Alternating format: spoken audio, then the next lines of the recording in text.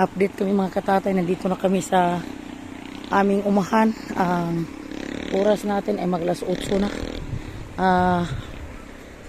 Abang-abang na lang po kayo mga katatay kasi punta kami dito kasi nang tingnan namin yung binigay ni mama na ari-arian namin kasi wala na yung panganay namin. Ngayong araw ay tingnan namin yung kung saan ang ibigay sa kapatid ko na kasunod sa akin yung basakan. Anandi oras si Papa Aladim na ni mo nang naada go dio. Anang warag nakahukas nga. Nag-short. Ang daming tao diyan. Ito yung palaya namin pero mga ano yun, mga kabila-kabila pa yun. Mga katabi-tabi.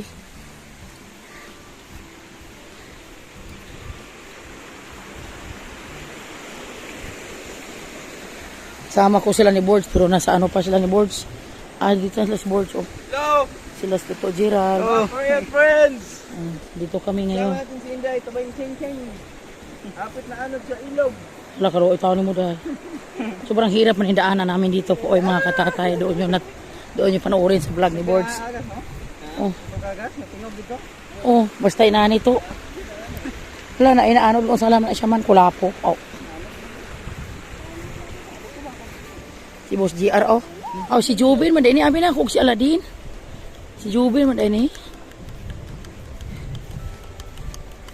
Kapan ulit oh? May bibi man dala din oh. Oh. Pwede naman ko na bisag ini pauli nato niya do. Ito si Jubin, yung asawa ni Papa ni Angging. Dong Jubin. Naa si Aladin dia. Sayo di ka no? Wala kay itlog dong? Ay kalooy. At tuon sa namo ato kay among tan-awon tong kuan na bahala na gula si.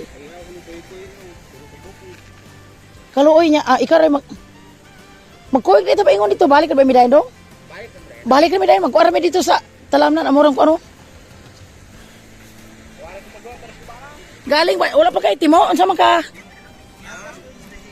Nakatimo na ka? Oh. Pwede na po doon kayo Juben. Mag-unaw na ka kung mali kay kaon. Uyan mo kami nangaon naman mi doon. Pwede naman. Mag-upa na dito.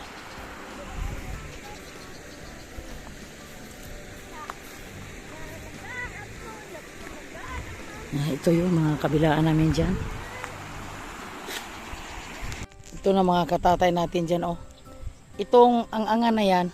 Yung sa kasunod sa akin sa yung nagtrabaho. At ito naman sa tinatayuan ko, 1, 2, 3, 4, 5, 6. 6 na kahon. Yung naprinda to sa una ni mama sa kapitbahay namin. Yung makita nyo dyan yung sa bahay, naunhan may bahay na sin. At itong 6 to na kahon, pagkamatay ng papa ko, hindi na ano ni mama. Hindi na lukat. Hindi niya na lukat pagkapatay ni Papa kasi gipit siya kasi maliit pa kami na wala yung Papa namin tapos si Tatay Rayot. Sa totoong salita, nanalo sa swertres. Ito kami yung nagtubos. Sa ngayon, ang hirap kay wala na yung Papa namin tapos si Mama na lang yung naiwan. Ito yung pag-usapan namin magkakapatid na 10 muna kami. Pero siyam na lang kasi nawala na yun yung panganay namin. Pero kung sa akin lang po mga katatay natin, akong klasis tao, ayaw ko na parang may maglamangan. Gusto ko patay-pantay. Ang kausap namin doon sa pag-meeting namin yun, si Jojo yung parang bunso namin na lalaki. Kasi sila yung nagtatrabaho. Binigay ito ni mama yung 6 na kahon. Tapos ito naman yung 8. Itong 8 naman na kahon dito sa kabilaan. At punta doon sa baba. Yun sa isa naming kapatid din si Ilorde. At ngayon, yung dyan sa nakita nyo niya parang malawak. Dyan sa parang may kawayan. Yun ang paghatian namin na 6 kasi siyam kami. Kasi kung sa akin lang, iano pa namin yung anak ng panganay namin kasi nag-aral siya ngayon ng seaman. Tapos ayaw namin siya patigilin sa pag-aral. Gusto namin mangyari na makatapos siya sa pag-aral para naman masaya yung ang aming panganay. Bisan wala na siya nung kung saan ka man ngayon na naroroon. Wag ka mag-alala sa naiwan mo kasi yung dasal ko doon sa puntod sa ano mo, sa kabaong mo na wag ka mag-alala, patuloy ka sa paglakbay mo sa kabilang ano ba yon, yung sa ibang ano ka na, sa ibang planeta ka na ngayon kasi wala ka na. Tapos wag kang mag-alala, yung pinag-aral mo, nag-usap na kaming magkakapatid na siyam. Mag-ambag-ambag na lang kami para matapos siya. 2 years naman lang yung kurso niya na 2 years na lang yung kulang kasi apat yung course niya, apat na taon yung seaman. At gusto namin mangyari para masaya ka sa kabilang buhay. At patuloy yung pag-aral ni Toto Gerald. Kaming mga magkakapatid nga siya, mag-ambag-ambag kami para lang siya matapos, para naman masaya ka, makatingin sa amin na bisan wala ka na. Parang hindi sobrang lungkot ba na hindi ka nakatikim sa ating ari-arian. At may sa pa kami doon sa taas. May mga katubhan pa kami doon. Sa Lasang at sa tingnan natin mamaya kung makaikot ba kami doon ni Boards kasi kasama ko lang si Boards doon.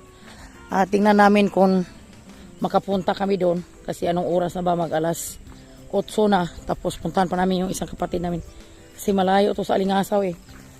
At totoo pala yung sabi sa kapatid ko na ang sabi niya sa akin, hindi na siya nag-ati sa akin, Lin lang yung tawag niya. Lin, kung gusto mo maghingi siya muna isang pabor kasi nasira pala yung palay ngayon, no? Kasi sa sobrang ulan at saka bagyo. Sabi niya sa akin na, Lin, sa nagmeeting kami, sabi niya na malaki daw utang niya pagka matay sa kapatid namin. May pinadala siya doon na bigas at sa kapira sa Bayawan. At ako naman, wala mang problema sa akin kasi ako lang yung tao na ayaw ko ng gulo. Gusto ko kaming magkakapatid na mag-ano kami lahat, mag-meeting at tapos mag-ambag-ambag. Sabi ko, tingnan natin yung humay mo ang palay mo.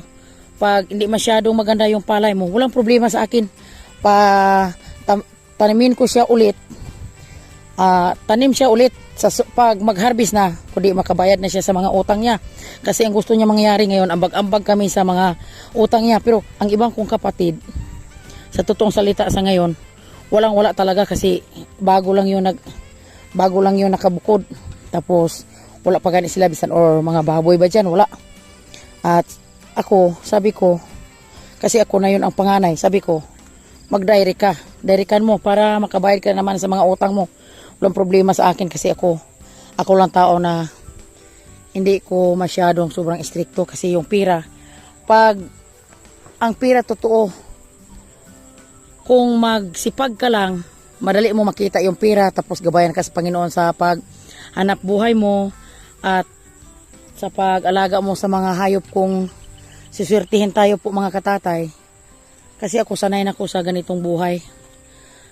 Mula noon hanggang ngayon, ako lang yung anak ni mama at yung sa Maynila, yung hindi umaasa sa galing sa magulang. Ako talaga, nag-elementary pa ko, marunong na ako maghanap buhay ng pira nga sa sarili ko kasi gusto ko sarili ko pa talagang pira. Ayaw ko nang maghingi pa kay mama kasi si mama sa namatay si papa, sobrang hirap namin kasi si mama hindi marunong maghanap buhay sa aming magkakapatid. Yung ang nagbuhay kay mama pagkapatay ni papa kasi 30 plus pa yung edad ni mama namatay si papa. At ako, pa lang, grade 5. Pag second year high school or third year ata to, nagtigil ako sa pag-aral ko tapos na lang ko sa kanila ni mama. Naghanap buhay na lang yung kami ng mga baboy para maibinta. Tapos yung aming palayan, yung nito, nag-asikaso yung mga kapatid ko. Hindi naman kami sa sa bigas kasi may palaya naman. Ang amin lang dito pang ulam-ulam, tapos si mama talaga. Sa ngayon yung aming pinag-usapan nito, pag kami nito mong pag makaano sa humayan. For example, ako yung panganay. Ang tatlo na magkapatid na binigyan na ni mama ng pangkabuhayan, kanya-kanya na sila, tapos kaming anim ay kung sa ba ruling. Pagkatapos ko tanom, ang sunod naman sa akin yung magtanim ng palay. Pagkasunod naman sa sunod sa akin, yung sa parang libod para hindi namin ibinta, kasi yung pira pag ibinta mo yung talamnan, ang palayan pag ibinta mo, wala na ang pira, madali lang mawala. Ito hanggang sa kanila pa ni Boards, hanggang sa anak pa ni Boards, pwede makasunod dito yung mga anak nila John Riot, kasi yung pinag-usapan namin na magkakapatid na hasta yung katubuhan namin sa taas, mag-rolling kaming siyam na kami doon sa may katubuhan namin doon, kasi sa palayan 6 lang kami dito, kasi isabay namin yung anak ni Manong Nini nga pinag-aral namin. Ang amin ditong kausapan niya ay pagtanim, gastusan mo sa pag-traktor, pag-direct at sa mga taong nag-aani, labas yung gasto kung magkano, or for example 20,000. Pag yung gastos namin ibutang lang na example lang, ang aming gastos ay 10,000, ang linis 10,000, ay hatiin namin si mama, kasi si mama wala namang asawa. Buhayin namin si mama hanggang sa huli niyang hininga, kasi kung wala tayong mga magulang, hindi tayo nakarating sa ganitong sitwasyon. Mag 53 years na ata ako ngayon, tapos yun lang ang masasabi ko po mga katatay, sa lahat-lahat nagmamahal sa amin, sa mga viewers namin dyan. Maraming salamat sa nakasubaybay kayo sa amin, at magko-comment lang kayo sa baba kung ano yung dapat nyo i-comment, at yun lang po mga katatay, at shout out sa lahat-lahat nagmamahal sa amin. Wala na kung dyan, mag-ingat na po tayo lagi mga katatay, at abang-abang sa sunod namin nga pangyayari dito sa buhay bukid. Asa kayo, ang sabi ni yung kapatid ko, sa kanya yung maiwan yung 4 na kahon. Ang makukunin niya dito 4 na kahon lang yung pinasad niya po, at kami lang nakapunta dito ni Boards, kasi yung mga kapatid ko, ang isa si Buging buntis, yung mama ni Aging. Shout out sa inyo dyan, Aging, sa sa Tansa Cavite, at sa kay anak Richard Alcazar sa from Amos Cavite din. Shout out po sa inyong lahat dyan, sila ni Sir Leo, Ma'am Josephine Bopre, sila ni Ma'am Josephine Tabing, at sila ni Sir Lamberto, at si Ma'am Mary Jane Ramirez, sila ni anak Sayuri, at si anak Angelo, at si anak Michelle, at si Sir Dande Ramirez natin dyan. Shout out po sa inyong lahat. Dito ako ngayon sa aking palayan po mga katatay natin dyan. Ha? Sa diin to? Ha? Sige, balik na mo dayon. Di mo magtagal doon, kasi mo ato ta dito ilapapan mo, Lourdes. Kay mamaya uwi na tayo.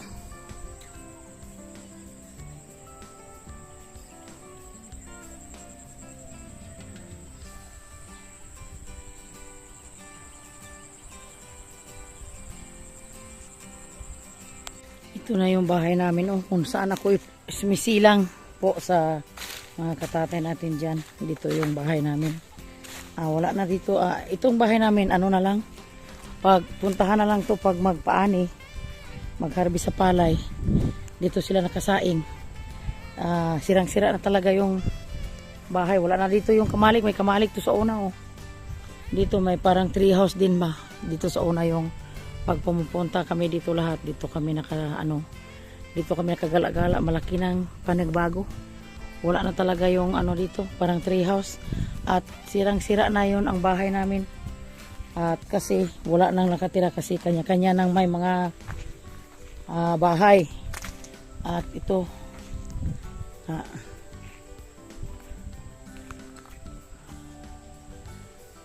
yun.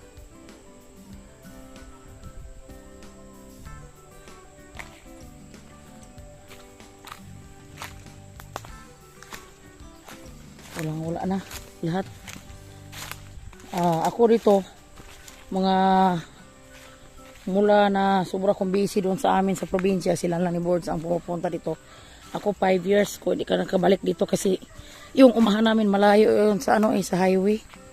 Malayo to sa highway.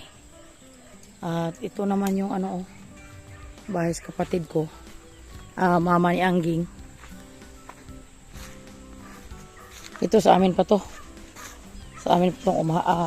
Palayot pa to. Sa amin pa to. Tingnan mo yung kanlaon, oh. Yun ang forma niya pag di siya, wala siyang ano, wala siyang mga dagom-dagom.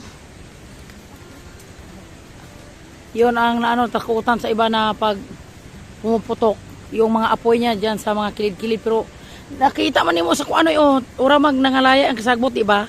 Katuguro ng mga kalayo nga nigwa sa kilid.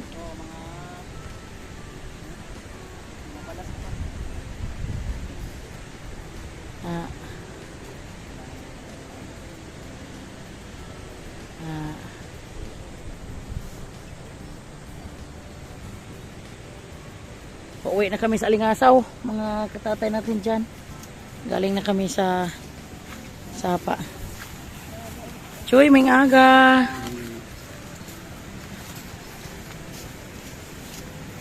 Pauwi na kami, nandun na sila ni Boards. Nag-una na si Boards.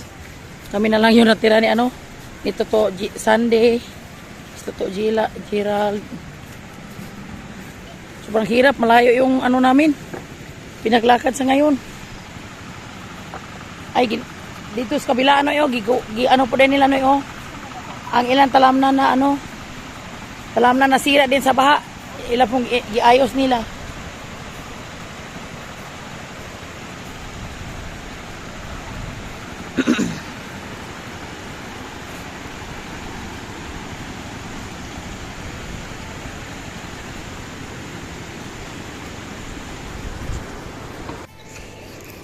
Doon sila ni Boards, oh, sa baba.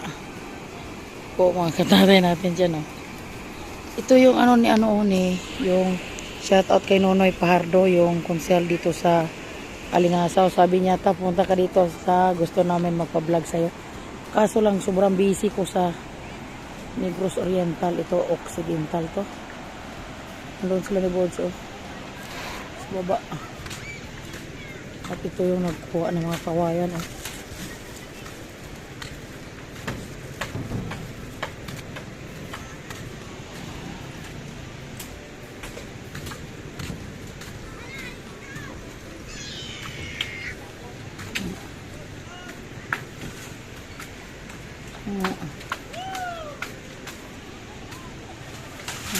Yung hanap ko, hala. Diyos ko. Ano pala dito, oh.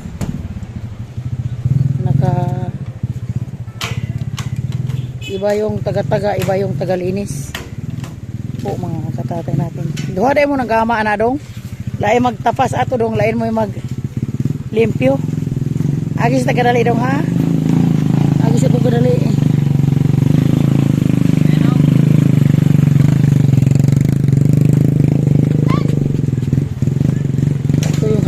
Sa ano namin, oh, sa probinsya.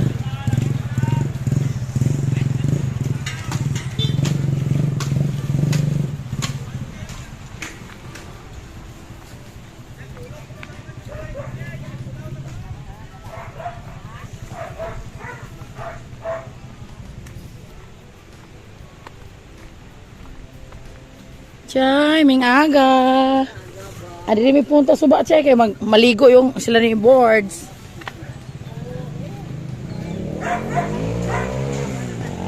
Gani, chay.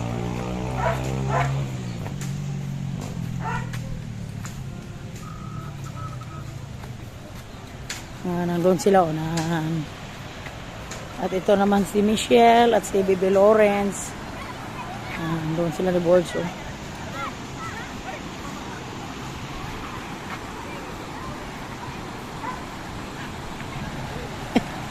Hoy, Baby Lawrence.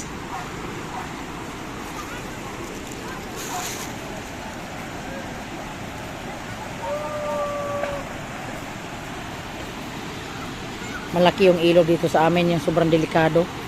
Dito, tingnan po mga katatay. Maganda ngayon, kasi di na siya, ano, di na siya maitim yung tubig na, pero galing sa may kanlaon sa lahar, dito yung dumadaan yung mga tubig, oh. Yun.